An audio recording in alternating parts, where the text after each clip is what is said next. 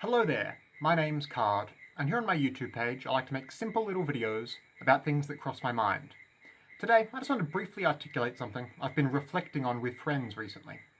I have to assume that if you clicked on this video, you already know who Taylor Swift is, so I won't bother explaining that. But have you ever really sat down and thought about how Swift has become a queer icon of sorts, and what the implications of that are? Taylor has been at the highest echelon of the entertainment industry for about a decade and a half now. She's got one of the most tightly stage-managed careers of any celebrity, a completely squeaky clean image, and she releases basically just absolutely middle-of-the-road, very safe, very commercially workshopped pop music, primarily targeted towards teenage girls. But because the first generation of teenage girls to grow up on her music are all adults now, and because middle-of-the-road pop music has very broad appeal with a lot of the general public, and because her marketing team spends billions of dollars a year on her, Taylor Swift has a very large fan base. Hell, Taylor Swift has a very, very, very, very large fan base, and that's still something of an understatement. If you got down into the statistics of it all, by almost any metric, sales numbers, radio airtime, concert attendees, Taylor Swift outperforms most of the rest of the Billboard charts combined. And when you've got so many fans, but such a void of a public persona, people start projecting whatever they want to see onto you. It's frankly genius marketing work by whoever knew from the outset of her career to keep Taylor from ever revealing too much of herself to the world, but to this end, lots and lots of people see Swift's music as quite frequently representing some unstated LGBTQ subtext. And plenty of Taylor's fans have speculated for years that she herself is secretly queer in some way and is attempting to communicate this to the listener tacitly. Now, one thing I've noticed is that often, if you read an article or watch a YouTube video that's been written on this topic before, once someone has explained up to this point, they usually add on some really milquetoast rejoinder here that the reason queer people often see themselves reflected in Taylor's work is because she sings really just generic songs about positive vibes and some vague allusions to love and self-acceptance and being true to yourself or whatever. But I don't think that's wholly accurate. For one thing, by and large, I don't think it is LGBTQ people who have created the Taylor is a total gay icon thing. Taylor Swift certainly does have queer fans, and many of those queer fans must like her for her music. However, they're still an absolute minority of her total fan base. The people who are looking for a queer subtext in Taylor's music and being so vocal about apparently finding it are the young adult straight cis women who make up such a large chunk of her fan base and who are the most likely to be vocal about their opinions of her, online for instance.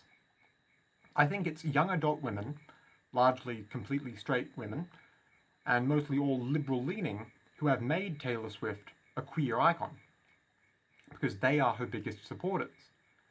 And the fact of the matter is that Taylor has become, in her own way, an icon of queer, or at least queer-coded music. And I think that's very bad. Let's just cut to the chase here. For one thing, Taylor Swift is straight, and even saying, well, we don't know for sure, is giving her PR team far too much credit. She's as straight as they come. She hasn't tried to secretly communicate otherwise to you through her music either.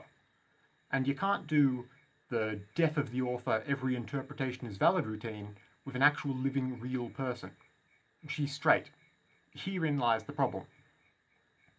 There is a time and a place for using identity politics, and this is it. Perpetuating the idea that Taylor Swift's music and career is somehow implicit LGBTQ representation, or that it is queer art, is actually very deleterious to whatever queer advancement cause you might think it's bolstering. The straight women who consecrate Taylor Swift's music as queer art, I feel, do so out of the idea that it makes their enjoyment or their consumption of it better, because it then becomes a way for them to perform allyship through their already established cultural preferences. Straight people making Taylor Swift a queer icon is, in a way, more hostile to real queer art than if they just ignored the real stuff altogether. because it gives a lot of people the ability to consider themselves real woke allies or whatever without ever engaging with the cultural products produced by anyone from this real marginalized group. And by giving them an easy out of ever perhaps reckoning with the messages or the themes of the art produced by real LGBTQ people, which might not be as palatable or as happy or as positive or as consumable as they want it to be.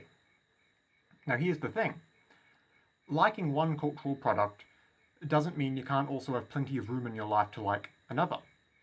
But for a lot of these well-to-do, straight cis, white Western women, liking Taylor Swift and seeing some sort of queer-coded message in her work does come at the expense of them ever engaging in any real queer art. Allyship through supporting someone's work commercially is already pretty bottom of the barrel in terms of putting effort in to help a marginalized group, but a lot of people who think of themselves as good liberal allies don't even ever do that. And that's essentially why straight people made Taylor Swift a queer icon, because it's easier for them to think that than for them to ever acknowledge any real gay artist. Now, everything I've just said about Taylor Swift could, in a roundabout way, apply to a lot of entertainers and entertainment products in one form or another. Those around today and those that have been around 100 years. People don't want to engage with real black people's music, they just want to hear Elvis just blatantly steal it.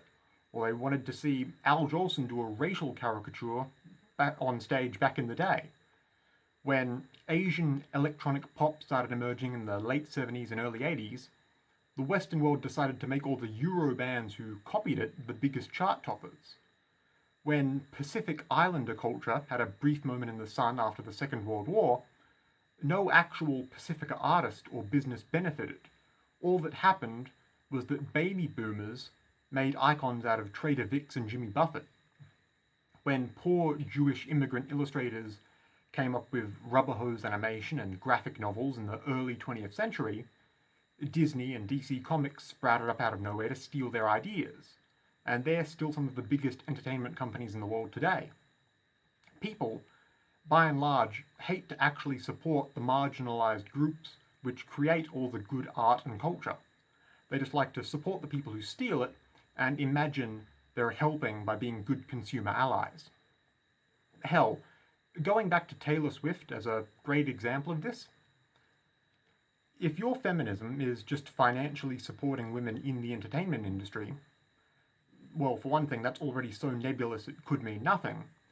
But if that sort of women that you support happens to be Taylor Swift, you're throwing your support behind the sort of woman who's been at the least marginalized end of her demographic from the outset.